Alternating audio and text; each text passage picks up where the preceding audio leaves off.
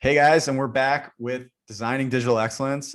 I'm Vasily, and today we've got a very, very special guest, good friend of mine, Mike Szczesniak. He's the CEO of running high performance coaching consulting for a podcast and business called The Results Engine. You should really check it out.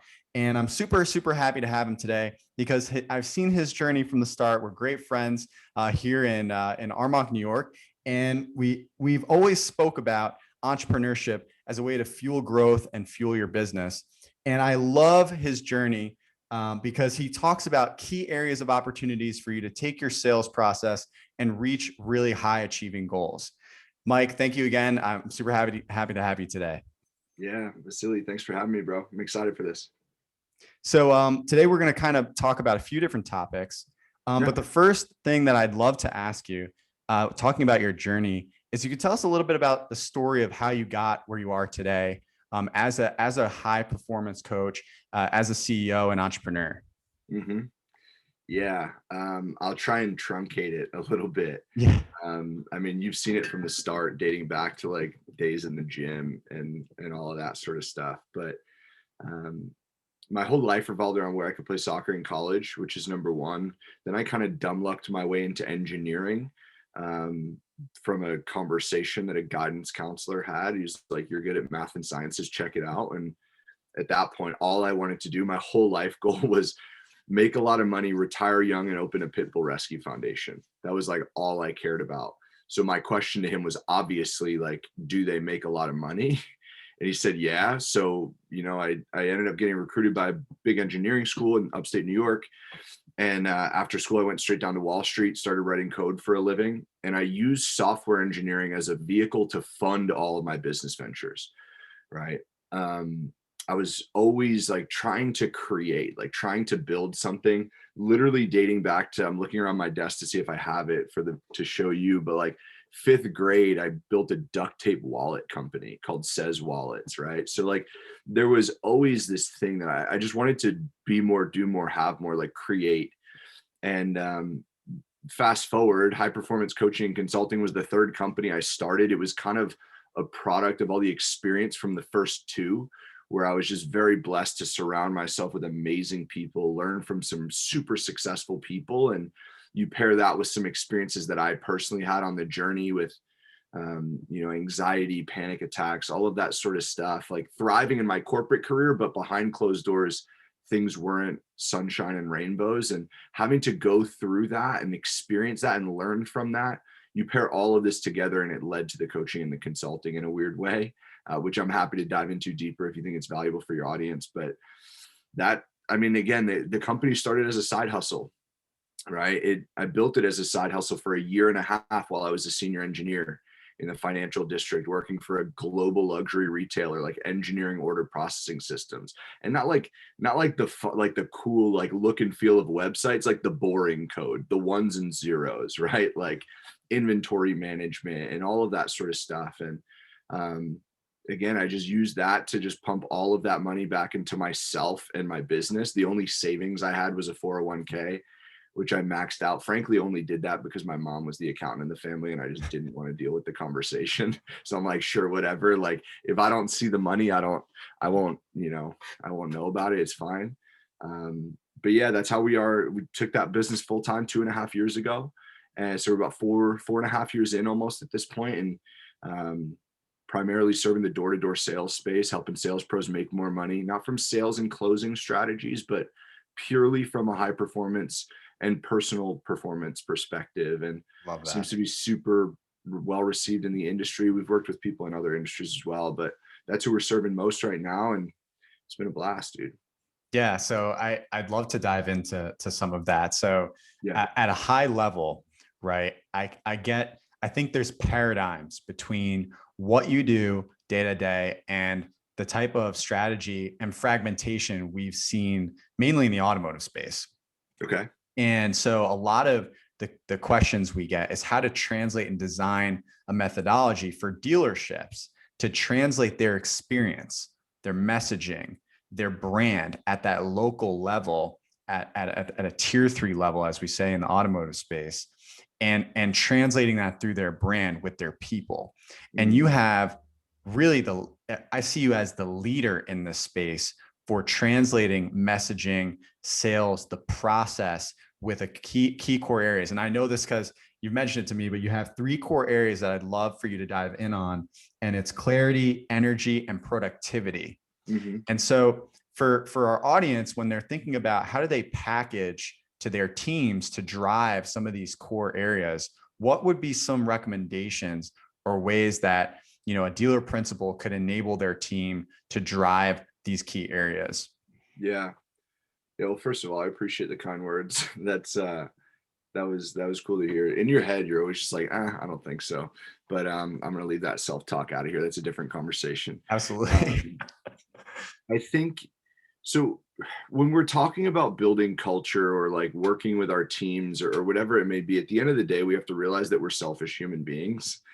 And I think the biggest thing, and this might be a little more generic, so feel free to dig into this if this isn't where you were anticipating it going, but um, it always comes down to like what can we do for our people, right? And I think this is especially important when it comes to sales.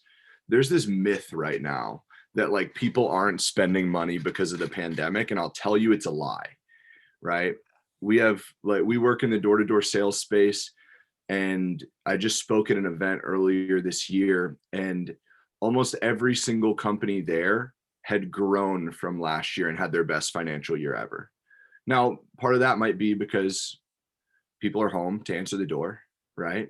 Or part of it might be because they're in solar energy, and like green energy is a big initiative right now, regardless of what political aisle you fall on, right? But I think all of it points to the fact that people are still spending money. And if we allow these like falsehoods to drive our decision making, well, we're not we're not going to execute. We're going to fall down and we're going to lower our standards, which is not what we're trying to do. Right now, how this relates to what I'm talking about here is, as a result of everything I just said, if you have good sales talent and you're not taking care of them, they will go find another vehicle where they can make more money. Right? We have clients making Absolutely. 30, $50,000 a month in their early 20s, if not late teens, knocking doors, selling various things.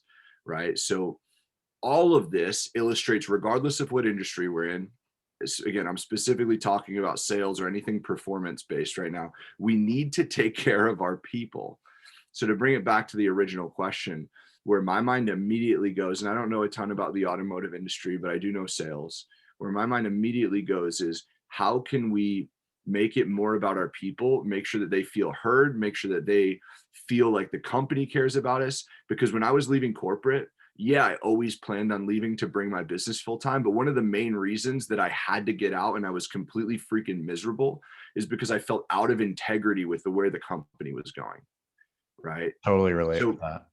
we need to feel, as employees, people want to feel part of a team. They want to feel heard. They want to know that the company has their best interest, and they're not just working to get the founder another freaking supercar, right? Like they're working to build something amazing, and they know they'll be compensated as such. So how that looks in the automotive industry probably looks different than it does in like door to door, where people are like very Yeah. incentive trip driven or like Breitling watch driven or like whatever it is.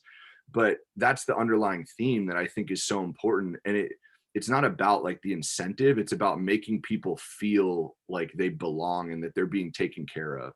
So take that for what it's worth, but like that's where No, my mind immediately that's goes. huge. I think you hit the nail on the head. And there's actually um, so many similarities between what you're saying and the automotive space. And I constantly hear this idea of how do you better build brand promise for a business and like your almost AKA your value proposition. Mhm. And when dealer principals and GMs in this space are thinking through that, I think it's actually a really difficult task because and when we talk about people even more so, because they're trying to package or create a way to help lead their team to a larger mission. And I don't think they're doing it deliberately. They're doing it accidentally because of some of the pressures that they have from the OEM to incentivize the products they're selling, like $299 off, a Honda Civic, Ford or a Ford F-150 lease or whatever it may be, out there in the market. And you see all these ads all over, and they're all based on price, and none of it's based on people, mission, and purpose. And I think that when you talk about that process, those are the things that I start to think of. And in putting it in the lens of now, how do we design a strategy around that, right?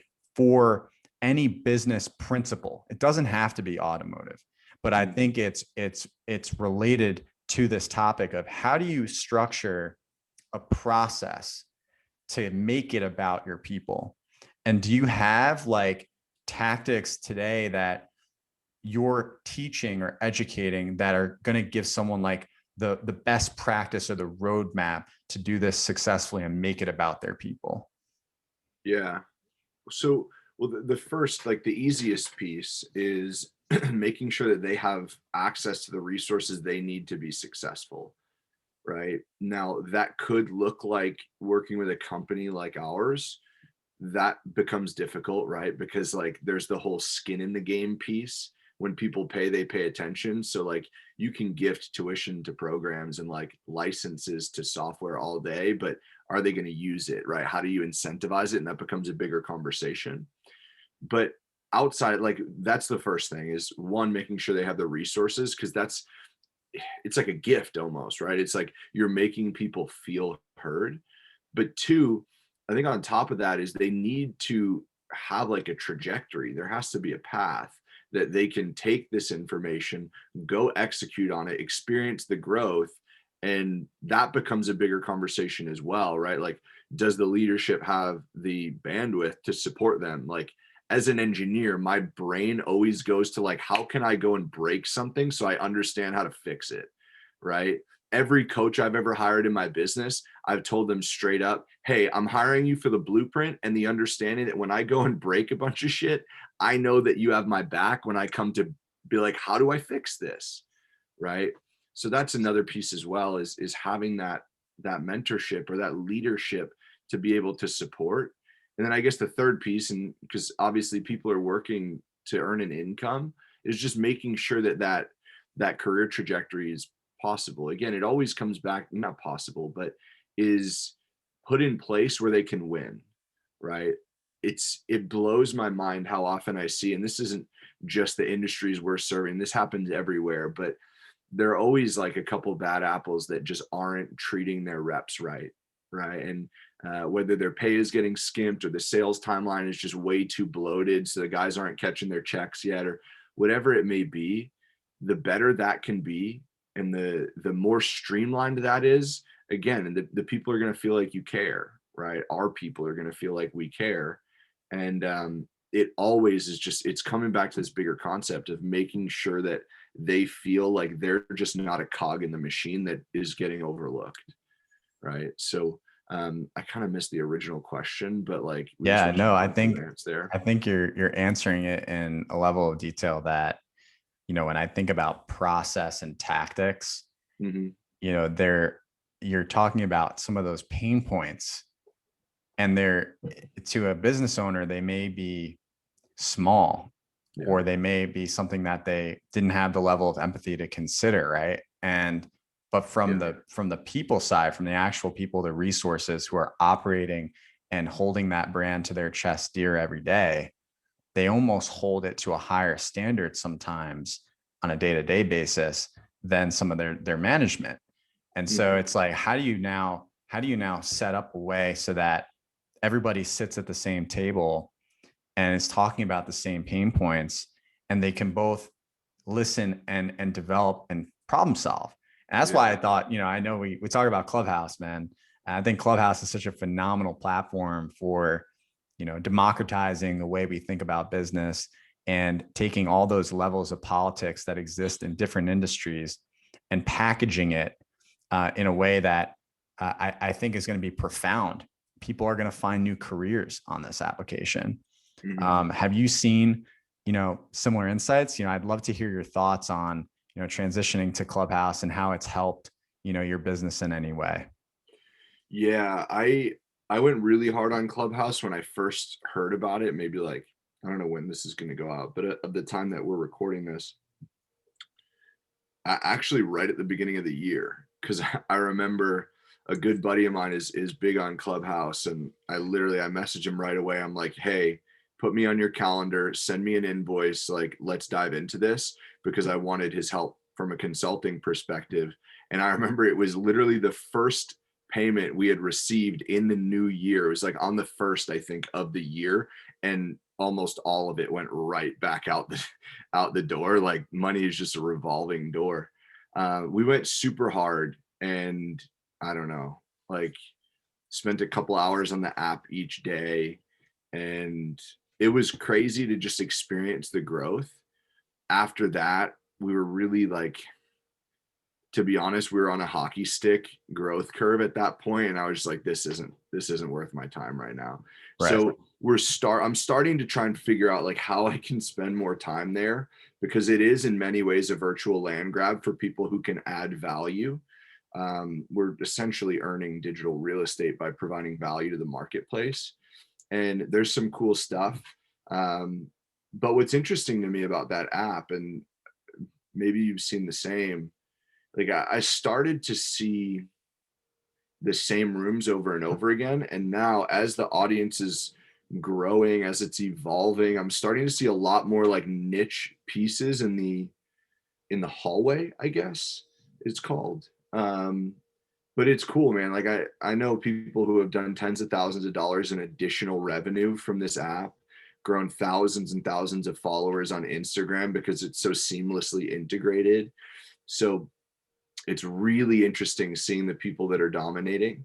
Um, yeah, I don't know. It's it's interesting. I feel like it's a cult for some of these influencers who have For sure. built That's where my up. mind was going. I just didn't want to use words like that. I But know.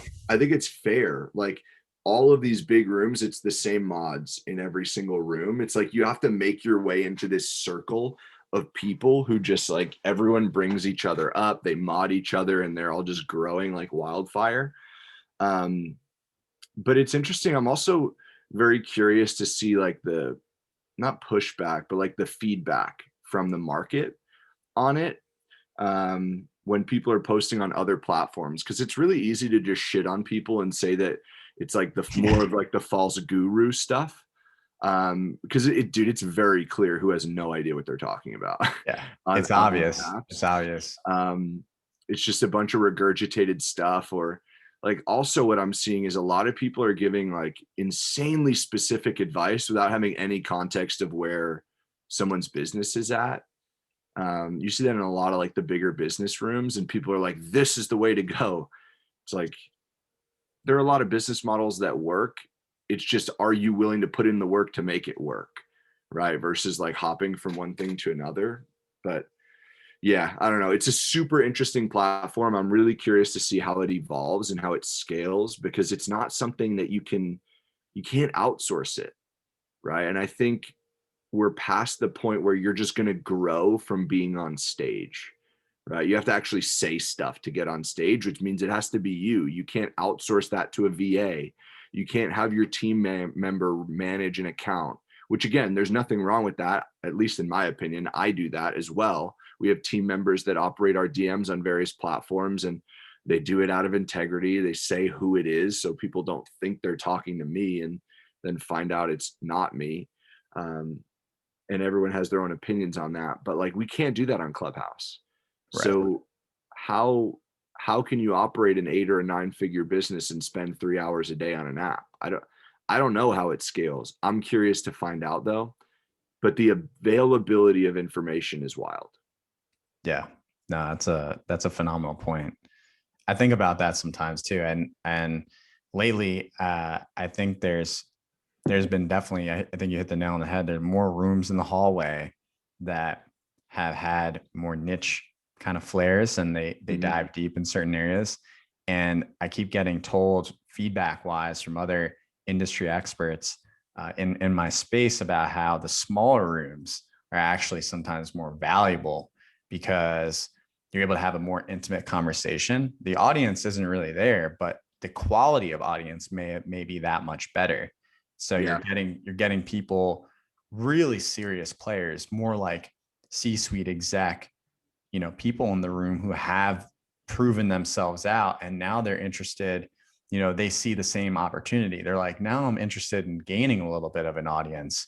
And I've never been big. Like, I just want to preface, I've never been big on social media ever. I didn't want to put the time in and everything else. But now I've kind of dove into Clubhouse, and it's brought such a unique community in my space that I love it. Like, I think, even though, and I truly get on there not for the followers, but to have a voice. And that, I think, is such a powerful thing for individuals who may be in a similar place, who are looking for resources, to go out there, get on these digital platforms to learn and really participate in a larger conversation. And so I Yeah. know I brought it full circle. I know Well, we I did. think that's an important piece of information right there, dude. And here's the thing. Like, at the end of the day, I was mapping out what solo episodes I'm going to create for, because our show, we do 2 interviews a week and then a solo episode. It's like action based, like tactical. And one of them was essentially, and Gary Vee kind of like made this quote super viral, but like, our ideas are shit. They Yeah. don't matter, right? It comes down to execution. And my fear, I guess, maybe not a fear, but my concern is that this is just going to become another time suck where people consume information. It's like the personal development trap, right? Like, people need another seminar, or they need another book, or they need another course to go through, and they don't do a damn thing with any of it, right? Right. I was that person for a long time. And because of the readily available information that you can get from 9-figure entrepreneurs on Clubhouse, like, that's cool, but are you going to do anything with it? Like, it's going to just continue to expose people in the sense of, like, you can be as well read as the next person, but if you want to build a business, you're not going to do that by reading a book. Like, go build it, break it, find a book that will teach you how to fix it, and then fix it, right? Like, you have to do something with it. So that's the one thing that I would kind of just add on there as a caveat, is like, not maybe a concern. There's a lot of information readily available. A lot of it you could find elsewhere. They're just repackaging it again, making it easier to consume, but none of it matters unless you do something with it.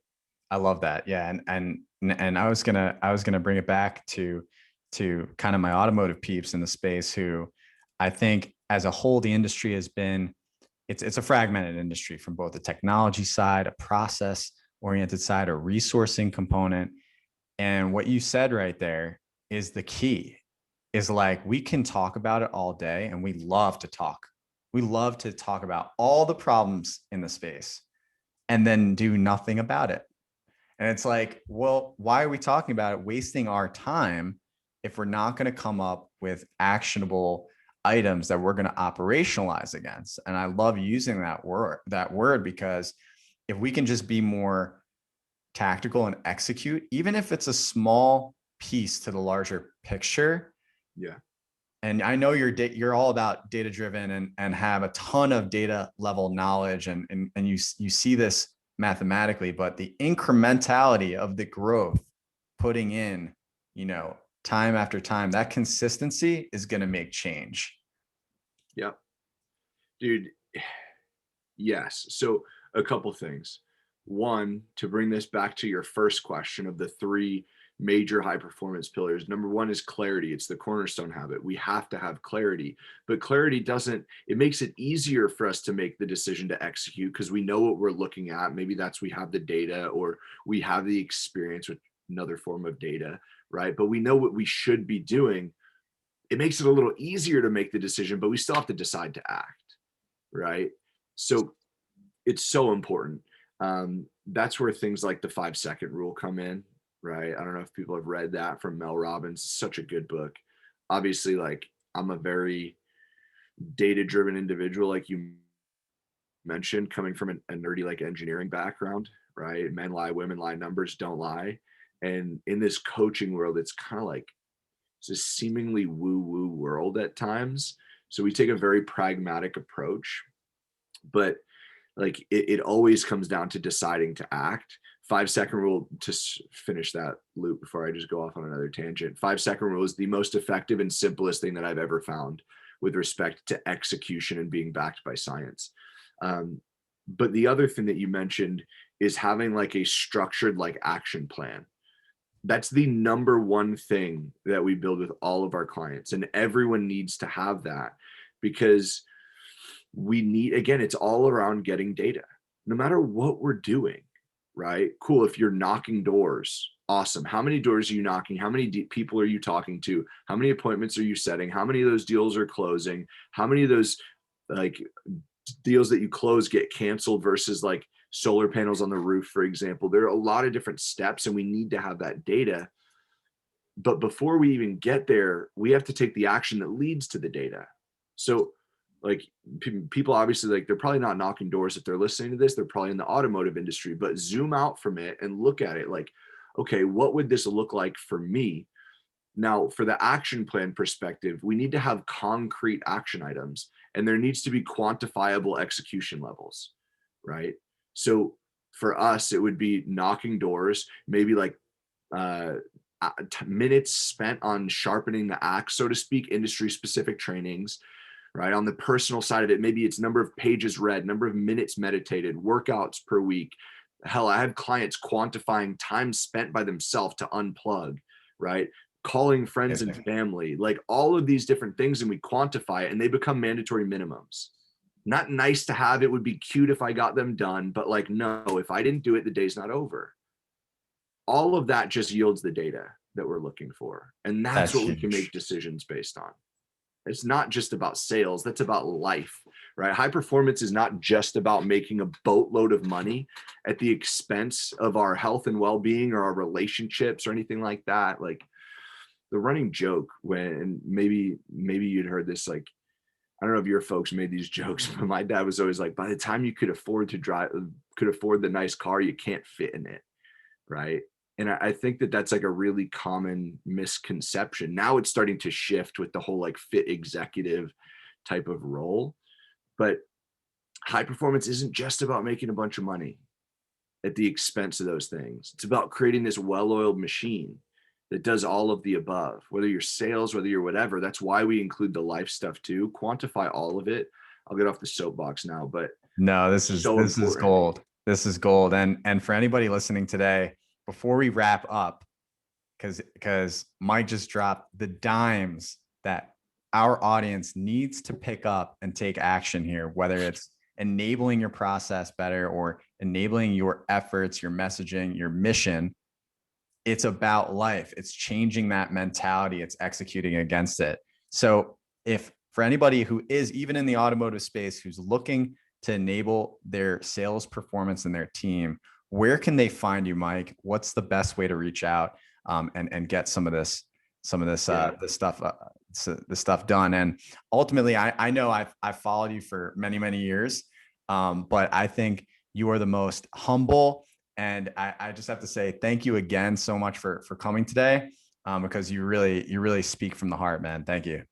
Thank you, bro. I appreciate it. Honestly, dude, the best place, if people want more content, they resonate for what we're talking about here, the best place is the podcast, the Results Engine podcast on all major platforms. But if they have questions, want to slide in the DMs, like Instagram is the number one platform that we're building. That's where I spend the most time. We answer all of our DMs. If it's not me, it'll be someone on my team. And if people have questions that my team can't answer, they get funneled up to me anyway. So any questions, comments, concerns, you want to challenge anything we talked about, feel free to slide in there. It's just at Mike Szczesniak. Probably have to link that up with all the Polish Z's we have going on, but feel free to ask away, and would love to support however I can. Love it. Well, again, everybody who listened in today, this is Mike Szczesniak. He is the best in the industry for high performance consulting and coaching. Again, hit him up on the Results Engine. This is another episode of Designing Digital Excellence with Vasily Lambos, and we'll see you next episode. Thank you again.